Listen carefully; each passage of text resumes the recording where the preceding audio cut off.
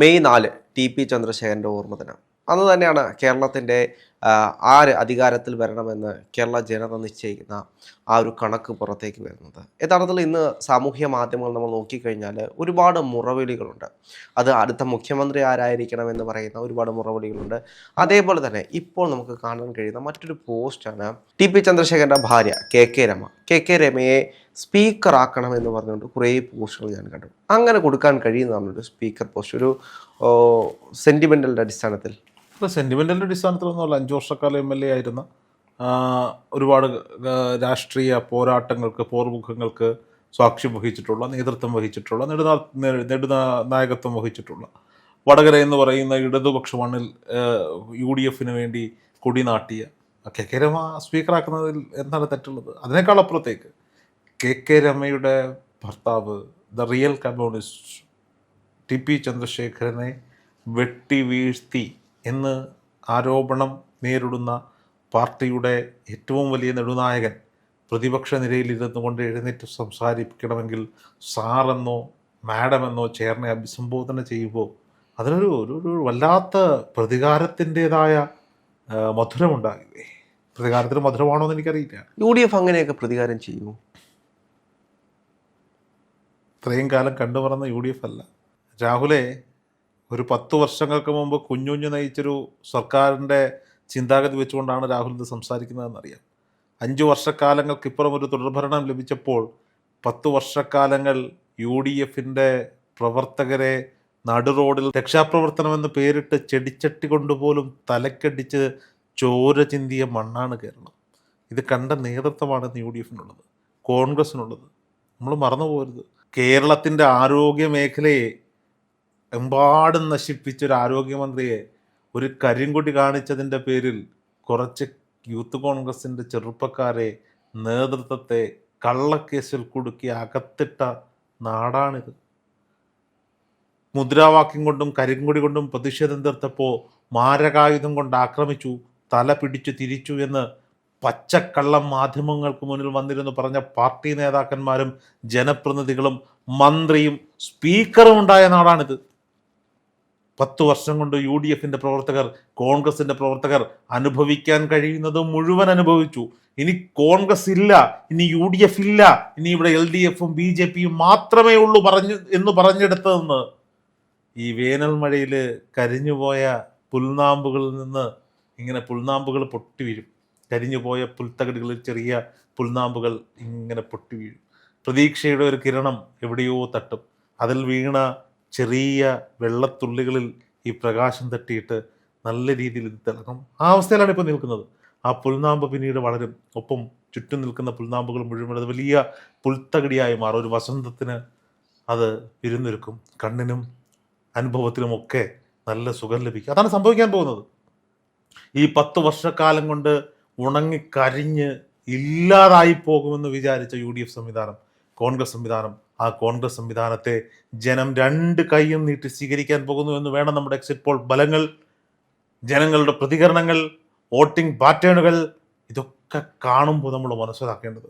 അങ്ങനെ UDF മടങ്ങി വരുമ്പോൾ, UDF തിരിച്ചു വരുമ്പോൾ ചെയ്തതിനൊക്കെയും, അവർക്ക് നേരെ ചെയ്തതിനൊക്കെയും, ഈ ജനത്തിന് നേരെ ചെയ്തതിനൊക്കെയും മറുപടി പറയേണ്ടി വരില്ലേ? അതിന് പ്രതികാരം ചെയ്യില്ലേ? ചെയ്യാതിരിക്കാൻ എങ്ങനെയാണ് സാധിക്കുക? എങ്ങനെയാണ് പ്രതികാരം ചെയ്യുക? മാഷാ അള്ളാ സ്റ്റിക്കർ ഒട്ടിച്ച് ഇന്നോവ വിട്ട് വെട്ടിക്കൊന്നിട്ടല്ല, ബോംബെറിഞ്ഞിട്ടല്ല, ഹർത്താൽ നടത്തിയിട്ടല്ല. അത് കർമ്മം കൊണ്ട് നല്ലത് ചെയ്തുകൊണ്ട്, അർഹതപ്പെട്ട പോസ്റ്റുകളിൽ അർഹതപ്പെട്ടവരെ ഇരുത്തിക്കൊണ്ട് മധുരമായ പ്രതികാരം ചെയ്യാം. പ്രതികാരം എങ്ങനെ വേണമെങ്കിലും ചെയ്തുകൂടെ? നമ്മളിന്നും കാണുന്ന കോൺഗ്രസ് വെള്ളരിപ്രാവുകളെ പറത്തിവിടുന്ന ഒരു കോൺഗ്രസ്. വെള്ളരിപ്രാവുകളെ പറത്തി വിട്ടുകൊണ്ട് തന്നെ പ്രതികാരം ചെയ്യാം. ഒരു മനുഷ്യന് ജീവിതത്തിൽ ചെയ്യാൻ പറ്റുന്ന ഏറ്റവും വലിയ പ്രതികാരം എന്താ? ഒരാളെ തകർത്തു. ഇപ്പം നമ്മൾ പല വാർത്തകൾ വായിക്കുന്നു. തേച്ചിട്ട് പോയ കാമുകയെ ആസിഡ് ഒഴിച്ചു, തേച്ചിട്ട് പോയ കാമുകയെ തീ കൊളുത്തിക്കുന്നു, തേച്ചിട്ട് പോയ ഭർത്താവിനെ കൊട്ടേഷൻ കൊടുത്ത് കുത്തിക്കുന്നു. കളഞ്ഞിട്ട് പോകുന്നവനെ, തിരസ്കരിക്കുന്നവനെ, വിമർശിക്കുന്നവനെ, നീ കൊള്ളത്തില്ലെന്ന് പറയുന്നവനെ, മാറ്റി നിർത്തുന്നവനെ വിജയിച്ച് കാണിച്ചിട്ട് അവൻ്റെ മുന്നിൽ സിമ്പിളായി നടക്കുമ്പോൾ അവൻ്റെ നെഞ്ചിലിരിയുന്ന ഒരു എരിവുണ്ടാവും, ഒരു നീറ്റലുണ്ടാവും. അതാണ് ഏറ്റവും വലിയ പ്രതികാരം. അവൻ കാണണം ഇവൻ്റെ ജയം. ആക്ഷേപിച്ചെടുത്ത് ഇന്നലെയും ഒരു മന്ത്രി പ്രസംഗിച്ചത് എന്താ? ബിരിയാണി വേണ്ടെന്ന് വെച്ച് കഞ്ഞി മതി എന്ന് ചില മാധ്യമങ്ങൾ പറയുന്നു. കഞ്ഞിയല്ല, ബൊഫേ സിസ്റ്റമാണ് വിളമ്പാൻ പോകുന്നത്. മട്ടൻ ബിരിയാണിയും ചിക്കൻ ബിരിയാണിയും വെജിറ്റബിൾ ബിരിയാണിയും തുടങ്ങി ഇങ്ങോട്ട് കഞ്ഞി വരെ നിരത്തി വെച്ചിരിക്കുന്ന ബൊഫേ സിസ്റ്റമാണ് UDF വിളമ്പാൻ പോകുന്നത്. UDF കൊണ്ട് ജനം വിളമ്പിപ്പിക്കാൻ പോകുന്നത് എന്നുള്ളതാണ്. ഇപ്പോൾ KK രമയിലേക്ക് മടങ്ങി വരും. ഈ ഇലക്ഷൻ്റെ റിസൾട്ട് വരുന്നത് മെയ് 4-ലാണ്. മെയ് 4 രാത്രിയിലാണ് ഈ പറയുന്ന ഒഞ്ചിയത്തിൻ്റെ പ്രിയപ്പെട്ട സഖാവ് TP ചന്ദ്രശേഖരൻ കേരളത്തിൻ്റെ മുഴുവൻ നൊമ്പരമായി മാറിയത്. കമ്മ്യൂണിസ്റ്റ് പ്രസ്ഥാനങ്ങളെക്കുറിച്ച് പഠിക്കുന്നവർക്ക് TP ചന്ദ്രശേഖരനെ കുറിച്ച് പഠിക്കാതെ മുന്നോട്ട് പോകാൻ സാധിക്കില്ല. യഥാർത്ഥ കമ്മ്യൂണിസം പറഞ്ഞതിൻ്റെ പേരിൽ, നേരിൻ്റെ പാതയിൽ നിന്നതിൻ്റെ പേരിൽ, തൻ്റെ പാർട്ടി തെറ്റായ പാതയിലൂടെയാണ് പോകുന്നത് എന്ന് ചൂണ്ടിക്കാണിച്ചതിൻ്റെ പേരിൽ, അദ്ദേഹം ആ പാർട്ടിയിൽ നിന്ന് പുറത്തു പോയിട്ടും യഥാർത്ഥ കമ്മ്യൂണിസ്റ്റായി ജീവിച്ചതിൻ്റെ പേരിൽ, മറ്റൊരു രാഷ്ട്രീയ പ്രസ്ഥാനത്തിലേക്ക് പോകാതിരുന്നതിൻ്റെ പേരിൽ, ഒരു രാത്രിയിൽ ഒരു മാഷാള്ള സ്റ്റിക്കർ ഒട്ടിച്ച് ഇന്നോവ കാറിൽ വന്നിറങ്ങിയവർ ബോംബ് പൊട്ടിച്ച് ഭീകരാന്തരീക്ഷം സൃഷ്ടിച്ച് 51 വെട്ടുകൾ വെട്ടി കൊന്നു തള്ളിയ TP ചന്ദ്രശേഖരൻ മരണപ്പെട്ട അതേ ദിവസം തന്നെയാണ് കാലത്തിൻ്റെ കാവ്യനീതി പോലെ കേരളത്തിൻ്റെ രാഷ്ട്രീയ ചരിത്രം മാറ്റിക്കുറിക്കാൻ പോകുന്നത്. ഇന്ത്യയിൽ 59 വർഷങ്ങൾക്ക് ശേഷം കമ്മ്യൂണിസ്റ്റ് ഭരണം പാടെ ഇല്ലാതാകാൻ പോകുന്ന ആ സുദിനം എന്നുള്ളത് നമ്മൾ മറക്കാതെ പോകുന്നു. അന്ന് KK രമയ്ക്ക് ഈ പറയപ്പെടുന്ന സ്പീക്കറാക്കണം എന്നല്ല, KK രമ ക്യാബിനറ്റ് പദവിയോടെ മന്ത്രിസഭയിൽ ഉണ്ടാകണം എന്നാണ് എൻ്റെ ആഗ്രഹം. ഈ സ്പീക്കർ സ്ഥാനം ആഗ്രഹിക്കുന്ന മറ്റു ചിലരും ജയിച്ചു വരാൻ പോകുന്നുണ്ട്. അത് അമ്പലപ്പുഴയിൽ നിന്ന് മത്സരിച്ച് ജയിക്കാൻ പോകുന്ന G. സുധാകരനാണ്. അദ്ദേഹവും ഈ പറയപ്പെടുന്ന സ്പീക്കർ പദവി ആവശ്യപ്പെടും. ഈ പറയപ്പെടുന്ന G. സുധാകരനോളം അല്ലെങ്കിൽ പിണറായി വിജയനോളം പാർട്ടിയിൽ എക്സ്പീരിയൻസ് ഉള്ള G. സുധാകരൻ, പിണറായി വിജയനെ പോലെ തന്നെ പിണറായി വിജയൻ എന്നാണ് കണ്ണൂരിൽ നിന്ന് കേരളത്തിന്റെ മുഴുവൻ സ്വത്തായി മാറിയത്? ആ കാലത്ത് ആലപ്പുഴയുടെ സ്വത്തായിരുന്ന, കേരളത്തിന്റെ മുഴുവൻ സ്വത്തായിരുന്ന G. സുധാകരൻ, കറതീർന്ന അഴിമതിരഹിത ഭരണം കാഴ്ചവെച്ചിട്ടുള്ള G. സുധാകരൻ, കറതീർന്ന കമ്മ്യൂണിസ്റ്റ് ആയിട്ടുള്ള G. സുധാകരൻ, രാജീവ് സുധാകരൻ ഒന്നുമല്ല എന്ന് പറഞ്ഞുകൊണ്ട് പ്രായത്തിന്റെ പേര് പറഞ്ഞ് G. സുധാകരനേക്കാൾ പ്രായമുള്ള പിണറായി വിജയൻ G. സുധാകരനെ വീട്ടിൽ നിർത്തിയപ്പോൾ, നിലപാടുകളുള്ള ഒരു യഥാർത്ഥ കമ്മ്യൂണിസ്റ്റിനെ തകർക്കാൻ ശ്രമിച്ചപ്പോൾ, എന്നെ തകർക്കാൻ ശ്രമിക്കുന്ന കമ്മ്യൂണിസ്റ്റ് പ്രസ്ഥാനമല്ല, എന്നെ കൈപിടിച്ചുയർത്തിക്കൊണ്ട് ജനങ്ങൾക്കിടയിൽ സൽപ്രവൃത്തി ചെയ്യാൻ എന്നെ സഹായിക്കുന്ന വലതുപക്ഷമാണ് യഥാർത്ഥ കമ്മ്യൂണിസ്റ്റ് എന്ന് വിശ്വസിച്ചുകൊണ്ട് ആ പ്രസ്ഥാനത്തിലേക്ക് കടന്നു വന്ന G. സുധാകരൻ അമ്പലപ്പുഴയിൽ നിന്ന് ജയിച്ച് നിയമസഭയിലേക്ക് എത്തുമെന്ന കാര്യത്തിൽ ഇവിടുത്തെ കമ്മ്യൂണിസ്റ്റുകൾക്ക് പോലും തർക്കമില്ലല്ലോ.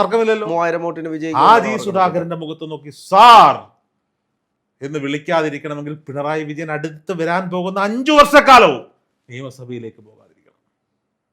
G. സുധാകരനെ ആക്ഷേപിച്ചിട്ടുള്ള സകല CPM-കാരനും നിയമസഭയിലേക്ക് പോകാതിരിക്കണം. ഇവന്റെയൊക്കെ അറ്റൻഡൻസ് 0 ആയിരിക്കണം. അല്ലെങ്കിൽ KK രമയെയോ G. സുധാകരനെയോ സാർ എന്ന് വിളിക്കേണ്ടി വരും. ഒരുപക്ഷെ സ്പീക്കറും ഡെപ്യൂട്ടി സ്പീക്കറും അവരായേക്കാം. പക്ഷേ ഈ മന്ത്രിസഭയിലേക്ക് എനിക്ക് എപ്പോഴുള്ള സംശയമാണ്. ഇപ്പോൾ 80, 90, 100 സീറ്റിലേക്ക് UDF വലിയ ട്രെൻഡിൽ വിജയിക്കുമെന്ന് പറയുന്നു. എല്ലാവരും മന്ത്രിസഭയിലേക്ക് വരാൻ യോഗ്യതയുള്ളവരാണ്. എത്ര പേരെ പരിഗണിക്കും പാർട്ടി? അതൊക്കെ പിന്നീടുള്ള ചർച്ചകളല്ലേ രാഹുൽ. ഞാൻ ഈ പറഞ്ഞത്, ഇപ്പം ഞാൻ G. സുധാകരൻ്റെയും KK രമയുടെയും ഇതൊക്കെ ഫാൻ മെയ്ഡ് കണ്ടന്റുകളാണ് നമ്മൾ ചർച്ച ചെയ്തുകൊണ്ടിരിക്കുന്നത്. ഫാൻ മെയ്ഡ് കണ്ടന്റുകളാണ്. അത് എന്തിനു വേണ്ടിയിട്ടാണ്? ഇത് നമുക്ക് ഒരു കമ്മ്യൂണിസ്റ്റ് നേതാവിനെ ഒരു കമ്മ്യൂണിസ്റ്റ് പ്രസ്ഥാനം വെട്ടിക്കൊന്നു. ഒരു കമ്മ്യൂണിസ്റ്റ് നേതാവിനെ ഒരു കമ്മ്യൂണിസ്റ്റ് പ്രസ്ഥാനം വെട്ടിക്കൊന്നു. CPM എന്ന് പറയുന്ന രാഷ്ട്രീയ പ്രസ്ഥാനം ഉണ്ടാക്കി 100 വർഷം ഈ മണ്ണിൽ ജീവിച്ചൊരു മനുഷ്യൻ, യഥാർത്ഥ കമ്മ്യൂണിസ്റ്റ്, മറ്റൊരു റിയൽ കമ്മ്യൂണിസ്റ്റ് ലീഡർ, ആ മരണത്തിൽ ആ വീട് സന്ദർശിച്ചപ്പോൾ ആ ദൃശ്യങ്ങൾ ഇപ്പോഴും ഓർമ്മയുണ്ടല്ലോ. VS അച്യുതാനന്ദൻ TP ചന്ദ്രശേഖരന്റെ വീട്ടിലേക്ക് പോകുന്ന ദൃശ്യങ്ങൾ. അവിടെ ആ TP ചന്ദ്രശേഖരന്റെ ചോരയ്ക്ക് കോൺഗ്രസ്സുകാരൻ, മുസ്ലിം ലീഗുകാരൻ, UDF-കാരൻ എന്തിനാണ് പ്രതികാരം ചെയ്യണമെന്ന് ആഗ്രഹിക്കുന്നത്? അവരെല്ലാം കണ്ടത് എന്താണ്? യഥാർത്ഥ കമ്മ്യൂണിസ്റ്റായ TP ചന്ദ്രശേഖരനെ വെട്ടിക്കൊല്ലാൻ ഉത്തരവിട്ടവന്മാർ, അത് ചെയ്തവന്മാർ, അതിന് മനസ്സനുവദിച്ചവന്മാർ, അതിനുശേഷം അറസ്റ്റ് ചെയ്യപ്പെട്ട് ജയിലിൽ അടച്ചതിനു ശേഷം ആ കൊലപാതക കേസിലെ പ്രതികൾക്ക് മട്ടൻ ബിരിയാണിയും അവൻ്റെ കല്യാണത്തിന് പങ്കെടുക്കുന്നതും അവന് കിട്ടുന്ന പരോളുകളും അവന് കിട്ടുന്ന ആനുകൂല്യങ്ങളും ഒക്കെ കണ്ട് മനസ്സുമെടുത്ത് ഇവിടുത്തെ UDF-കാരനും കോൺഗ്രസ്സുകാരനും എന്തിനും BJP-കാരൻ പോലും വിചാരിക്കുന്നുണ്ട്, യഥാർത്ഥ ഒരു കമ്മ്യൂണിസ്റ്റിന്റെ അവസ്ഥ ഇതാണെങ്കിൽ നാളെ ഞങ്ങളുടെയൊക്കെ അവസ്ഥ ഇതാവും. കൃപേഷിനെയും ശരത്ലാലിനെയും ഒന്നും മറന്നിട്ടില്ലല്ലോ ആരും. നാളെ ഞങ്ങളുടെ അവസ്ഥ ഇതുണ്ടാകരുത്. ഈ പ്രസ്ഥാനം ഞാൻ ഇപ്പോഴും പേഴ്സണലി പറയുന്നു, കമ്മ്യൂണിസ്റ്റ് പ്രസ്ഥാനം ഇവിടെ ഉണ്ടാകണം. കൊലപാതകത്തിന്റെ രാഷ്ട്രീയം പറയുന്ന കമ്മ്യൂണിസ്റ്റ് പ്രസ്ഥാനമല്ല, നെറുകേടുകൾക്കെതിരെ ശബ്ദമുയർത്തുന്ന കമ്മ്യൂണിസ്റ്റ് പ്രസ്ഥാനം ഇവിടെ ഉണ്ടാകണം. നെറുകേട് ചെയ്യുന്ന നേതാക്കന്മാർ വന്ന നെറുകേടിനെതിരെ സംസാരിക്കുന്ന സംവിധാനമാണ് ഇല്ലാതാകേണ്ടത്. റിയൽ കമ്മ്യൂണിസ്റ്റുകളിലൂടെ ഉണ്ടാകണം. അതുകൊണ്ടാണ് ഈ ഫാൻ മെയ്ഡായി ഇത്തരം കാർഡുകൾ നമ്മൾ കണ്ടുകൊണ്ടിരിക്കുന്നത്. ഞാനും അതേ അർത്ഥത്തിൽ തന്നെയാണ് പറയുന്നത്. ആ ചേർത്ത് പിടിക്കലിന്റെ ഒരു രാഷ്ട്രീയം വേണ്ടേ? അതെ. അപ്പോൾ തങ്ങളുടെ പ്രിയപ്പെട്ടവരെ തിരികെ കയറ്റാൻ വേണ്ടി ഇന്നലെ വരെ ആ പ്രസ്ഥാനത്തിന് വേണ്ടി പ്രവർത്തിച്ചവരെ തള്ളിപ്പറയുന്നുണ്ട് രാഷ്ട്രീയം. അതുകൊണ്ടാണ് എനിക്ക് ഐഷ പോറ്റിയോട് ഈ സ്നേഹം, അതുകൊണ്ടാണ് എനിക്ക് ജി സുധാകരനോട് ഈ സ്നേഹം, അതുകൊണ്ടാണ് കെ കെ രമയോട് ഈ സ്നേഹം. അങ്ങനെയുള്ള എത്ര പേരോട് PV അൻവറിനെ പോലും സ്നേഹിക്കാൻ തോന്നുന്നത് അവിടെ കൊണ്ടാണ്. ഈ ഇടതുപക്ഷ സർക്കാരിന് വേണ്ടി ഇവിടുത്തെ മാധ്യമങ്ങളെ വെല്ലുവിളിച്ച, മാധ്യമ പ്രവർത്തകരെ വെല്ലുവിളിച്ച 1, 2, 3 നമ്പറിട്ട് തകർക്കുമെന്ന് വെല്ലുവിളിച്ച് പോരാളിയായിരുന്നില്ലേ PV അൻവർ? ആയിരുന്നില്ലേ? PD സതീശൻ മറ്റേ മീൻ ലോറിയിൽ കോടിക്കണക്കിന് ഹവാല പണം കൊണ്ടുവന്നു എന്ന് പറഞ്ഞ നേതാവായിരുന്നില്ലേ PV അൻവർ? ആ PV അൻവറിനെ ഇവരിപ്പോ കളിയാക്കുന്നു. രാഷ്ട്രീയ പ്രവർത്തനം നടത്താൻ പറയാനാണ് ഗോവിന്ദൻ മാഷിന്റെ ഉപദേശം. PV അൻവർ നിന്റെ പാർട്ടിയിൽ ഇരുന്നപ്പോ, PV അൻവർ നിങ്ങളുടെ പാർട്ടിയിൽ ഇരുന്നപ്പോ നടത്തിയത് രാഷ്ട്രീയ പ്രവർത്തനമായിരുന്നില്ലേ സഖാവെ? ചോദിക്കാതിരിക്കാൻ സാധിക്കുമോ? മുഖ്യമന്ത്രിയുടെ ഓഫീസ് കേന്ദ്രീകരിച്ച് പെൺവാണിഭം നടത്തുന്നു എന്ന് പറഞ്ഞ സ്റ്റേറ്റ്മെന്റ് പറഞ്ഞതിന്റെ 10 നാളുകൾ തികയുന്നതിന് മുമ്പ് പി സരിന് നിങ്ങൾ അരിവാൾ ചുറ്റിക നക്ഷത്രത്തിൽ മത്സരിക്കാൻ ക്ഷണിച്ചില്ലേ? പി സരിൻ പക്ഷെ മത്സരിച്ച സ്റ്റെതസ്കോപ്പിലാണ്. ആ സരിനെ നിങ്ങൾ കൊണ്ടുപോയി, സരിൻ ഓക്കെ, വ്യക്തിപരമായി സരിനെ എനിക്കും ഇഷ്ടമാണ്. പക്ഷേ ഈ PV അൻവർ എങ്ങനെയാണെന്ന് നിങ്ങൾക്ക് ഇത്രയും മോശക്കാരനായി മാറിയത്? ഇന്നലെ വരെ നിങ്ങൾക്ക് വേണ്ടി പൊതുമധ്യത്തിൽ, സമൂഹ മാധ്യമങ്ങളിൽ, ജനങ്ങൾക്കിടയിൽ പ്രതികരിച്ചവൻ, നിയമസഭാംഗമായിരിക്കും നിങ്ങൾ ലോക്സഭയിലേക്ക് മത്സരിപ്പിച്ചില്ലേ PV അൻവറിനെ? PV അൻവറോളം നിങ്ങൾക്ക് വേണ്ടി വാദോരാതെ സംസാരിച്ച പിതൃതരനായ പിണറായി വിജയന്റെ ചിത്രം പ്രൊഫൈൽ പിക്ചറാക്കിയ മറ്റൊരു നേതാവുണ്ട്. മുഹമ്മദ് റിയാസിന് പോലും ചെയ്യാൻ തോന്നാത്ത കാര്യങ്ങളാണ് PV അൻവർ ചെയ്തത്. അപ്പോൾ ഇവർക്കെതിരെ, ഇവരുടെ ചെയ്തികൾക്കെതിരെ ഒരക്ഷരം മിണ്ടിയ അവനെ മുച്ചോടും മുടിക്കുക, പറ്റുമെങ്കിൽ കൊന്ന് കെട്ടിത്തൂക്കുക. ഇതാണ് ഇവരുടെ രീതി. ഈ രീതികൾക്കെതിരെ എതിർ ശബ്ദങ്ങൾ ഉയർത്തുന്ന, ഈ രീതികൾ കണ്ട് അനുകരിച്ച് അടുത്ത തലമുറയും കൊണ്ടുപോവുകയാണ്. ഞങ്ങൾക്ക് ഇഷ്ടമില്ലാത്തവർ ഈ പ്രസ്ഥാനത്തിൽ വേണ്ട. ഈ പിണറായി വിജയന്റെ ഈ പൊളിറ്റിക്സ് ഉണ്ടല്ലോ, കൊട്ടാരക്കരയിൽ സംഭവിച്ചതാ. 15 വർഷക്കാലം കൊണ്ട് ഇടതുപക്ഷ പ്രസ്ഥാനങ്ങൾക്ക് അടിത്തറ ഉണ്ടാകാതിരുന്ന മണ്ണിൽ ഇടതുപക്ഷ പ്രസ്ഥാനത്തിന് അടിത്തറയുണ്ടാക്കി 10,000-ൽ തുടങ്ങിയ ലീഡ് 50,000-അടുത്ത സംഖ്യയിൽ എത്തിച്ച ഒരു നേതാവ്. ടേം വ്യവസ്ഥ വന്നപ്പോൾ 15 വർഷങ്ങൾക്കപ്പുറം മാറി നിന്ന് അന്ന് സ്ഥാനാർത്ഥിയായി വന്ന ആളെ കൈപിടിച്ച് ജയിപ്പിക്കാൻ മുന്നിൽ നിർത്തി 10,000 വോട്ടുകൾക്ക് ഒന്നുമല്ലാതിരുന്ന കൊട്ടാരക്കരയുടെ, കൊല്ലത്തിന്റെ രാഷ്ട്രീയത്തിൽ ഒന്നുമല്ലാതിരുന്ന ഒരു സഖാവിനെ ജയിപ്പിച്ച് നിയമസഭയിലേക്ക് വിട്ട് മന്ത്രിയായി കഴിഞ്ഞപ്പോൾ 15 വർഷം MLA ആയിരുന്ന ആൾ ഒരു പൊതുപരിപാടികളിലും വരാൻ പാടില്ല. 15 വർഷം MLA ആയിരുന്ന ആളോട് ആരും ഒരു പരാതിയുമായി ചെല്ലാൻ പാടില്ല. 15 വർഷം MLA ആയിട്ടിരുന്ന ഐഷ പോറ്റി ഒരാവശ്യവും ഉന്നയിച്ച് മന്ത്രിയെ ഫോൺ വിളിക്കാൻ പാടില്ല. മാറ്റി നിർത്തലിന്റെ രാഷ്ട്രീയം സഹികെട്ടിട്ടാണ് അവസാനാവധി തെരഞ്ഞെടുപ്പിൽ കോൺഗ്രസിനൊപ്പം ചേർന്നത്. അല്ലാതെ MLA ആയി തുടരാനോ സർക്കാർ കാർ വേണമെന്ന് വിചാരിച്ചിട്ടോ അല്ല. ജയവും പരാജയവും ഒക്കെ പിന്നത്തെ കാര്യമാണ്. ചില സാഹചര്യങ്ങളിൽ പണത്തിന്റെ പവറിന് മുന്നിൽ ചിലപ്പോൾ ചില പരാജയങ്ങളൊക്കെ സംഭവിച്ചേക്കാം. എങ്കിലും ഞാൻ ഇപ്പോഴും വിശ്വസിക്കുന്നത് കൊല്ലം ജില്ലയിൽ 11-ൽ 9 മുതൽ 10 സീറ്റുകൾ, അല്ലെങ്കിൽ 8 മുതൽ 10 സീറ്റുകളിലേക്ക് UDF ജയിച്ചു കയറിയാൽ അതിലൊരു സീറ്റ് ഈ പറയപ്പെടുന്ന ഐഷ പോറ്റിയുടേതായിരിക്കും. കേരളത്തിൽ ഞാൻ പറഞ്ഞതുപോലെ 85-ൽ പരം വോട്ടുകളിൽ, 85-ൽ പരം സീറ്റുകളിൽ UDF ജയിച്ചു കയറിയാൽ അതിലൊരു മണ്ഡലം ഞാൻ പറഞ്ഞ അമ്പലപ്പുഴയായിരിക്കും, ഒരു മണ്ഡലം വടകരയായിരിക്കും. അങ്ങനെ എത്രയെത്ര കഥകൾ, എത്രയെത്ര ആഗ്രഹങ്ങൾ പലരും മുന്നോട്ട്. UDFിൻ്റെതായ ഒരു സംവിധാനമുണ്ട്. അതെ, മാധ്യമങ്ങൾ ഇപ്പോൾ KC, VD, RC, പോര്, ഇതിൽ 3 പേരും മുഖ്യമന്ത്രിയാകാൻ യോഗ്യതയുള്ളവരാണ്. അവരതിനുള്ള ശ്രമങ്ങൾ നടത്തും. അതിൽ ആരെയാണ് കുറ്റം പറയാൻ പറ്റുക? അത് തന്നെയല്ലേ എൻ്റെ സൗന്ദര്യം? ജനാധിപത്യം ഉള്ളതല്ലേ സൗന്ദര്യം? മാധ്യമങ്ങൾ ഊതിപ്പെരുപ്പിക്കുന്ന തരത്തിൽ പ്രശ്നങ്ങൾ എന്തെങ്കിലും ഉണ്ടോ? ഒരു പ്രശ്നങ്ങളും അവിടെ ഇല്ല. അവർ ശ്രമങ്ങൾ തുടരും. പാർട്ടി തീരുമാനിക്കും, ശിരസാവഹിച്ച് അത് ചെയ്യും. ഇത് കർണാടകയിൽ കണ്ടതല്ലേ? DK ശിവകുമാർ കലാപക്കൊടി ഉയർത്തുമോ? എന്തെങ്കിലും കലാപക്കൊടി ഉയർത്തിയോ? ഇല്ല. മാന്യമായി കർണാടകയിലെ ഭരണം മുന്നോട്ട് പോകുന്നില്ലേ? ഹൈക്കമാൻഡ് പറയാണ് രമേശ് ചെന്നിത്തലയാണ് മുഖ്യമന്ത്രി, ഓക്കെ, VD സതീശൻ കൈ കൊടുക്കും. ഹൈക്കമാൻഡ് പറയാണ് KC വേണുഗോപാൽ മുഖ്യമന്ത്രി ആകട്ടെ. എന്നാലും KC വേണുഗോപാൽ മുഖ്യമന്ത്രി ആകുന്നതിനുള്ള സാഹചര്യങ്ങളിൽ അദ്ദേഹത്തിന് പുതിയ പദവികൾ ലഭിച്ചു കഴിഞ്ഞു. ഹൈക്കമാൻഡ് പറയാണ് VD സതീശൻ മുഖ്യമന്ത്രി ആകട്ടെ, രമേശ് ചെന്നിത്തല കൈ കൊടുക്കും, കെട്ടിപ്പിടിക്കും, ഉമ്മ കൊടുക്കും. മനസ്സിൽ സങ്കടം ഉണ്ടാവും, 2 ദിവസം കൊണ്ട് തീരും.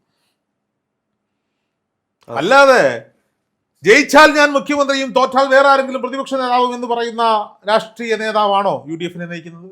ഒരിക്കലും അല്ല എന്നുള്ളതാണ്. അല്ലെങ്കിൽ ജയിച്ചാലും തോറ്റാലും ഇയാളൊരാളെ ഉള്ളൂ, മറ്റൊരാളുടെ പേര് പറയാൻ ഒരാളുടെ പേര് പറ. പിണറായി വിജയൻ, അല്ലെങ്കിൽ പിണറായി വിജയന് പിണറായി വിജയൻ മുഖ്യമന്ത്രി ആയില്ലെങ്കിൽ പ്രതിപക്ഷ വേറെ ആര് മുഖ്യമന്ത്രിയാകും? പിണറായി വിജയൻ പ്രതിപക്ഷ നേതാവായില്ലെങ്കിൽ, ജയിക്കുന്നതിനെ കുറിച്ച് കൂടി സംസാരിക്കും രാഹുലേ, പിണറായി വിജയൻ പ്രതിപക്ഷ നേതാവായില്ലെങ്കിൽ മറ്റാര് പ്രതിപക്ഷ നേതാവ്? ഒരാളുടെ പേര് പറയുന്നേ. ഗോവിന്ദ മാഷിന്റെ ഭാര്യയോ, അതോ വിജയരാഘവന്റെ ഭാര്യയോ? സ്ത്രീകളെ ആക്കുന്നതിൽ തെറ്റൊന്നുമില്ല കേട്ടോ, പറയണം നിങ്ങൾ. അതിനേക്കാൾ യോഗ്യത ഉണ്ടായിരുന്നു ശൈലജ ടീച്ചറിനെ പരാജയപ്പെടുന്ന സീറ്റിൽ കൊണ്ടുപോയി മത്സരിപ്പിച്ചത് കൊണ്ടാണ് ആ പേരുകൾ എനിക്ക് ചോദിക്കേണ്ടി വരുന്നത്. അപ്പോൾ ജനങ്ങളുടെ ആവശ്യങ്ങൾ പലതാണ്. ഇപ്പോൾ സോഷ്യൽ മീഡിയയിലെല്ലാം വി ഡി സതീശന് വേണ്ടിയാണ് മറുപടി എന്ന് വിചാരിച്ച് വി ഡി സതീശനാവണമെന്നുണ്ടോ? ഒരു വിഭാഗം സോഷ്യൽ മീഡിയയിലൊക്കെ രമേശ് ചെന്നിത്തലയ്ക്ക് വേണ്ടിയിട്ടാണ് മറുപടി എന്ന് വിചാരിച്ച് രമേശ് ചെന്നിത്തലയാവണമെന്നുണ്ടോ? ഒന്നുമില്ല. പാർട്ടി തീരുമാനിക്കും. ജനങ്ങളുമായി ഘടകകക്ഷികളുമൊക്കെ ആയിട്ട് ആലോചിച്ച് പാർട്ടി തീരുമാനിക്കും, അത് നടപ്പിലാക്കും.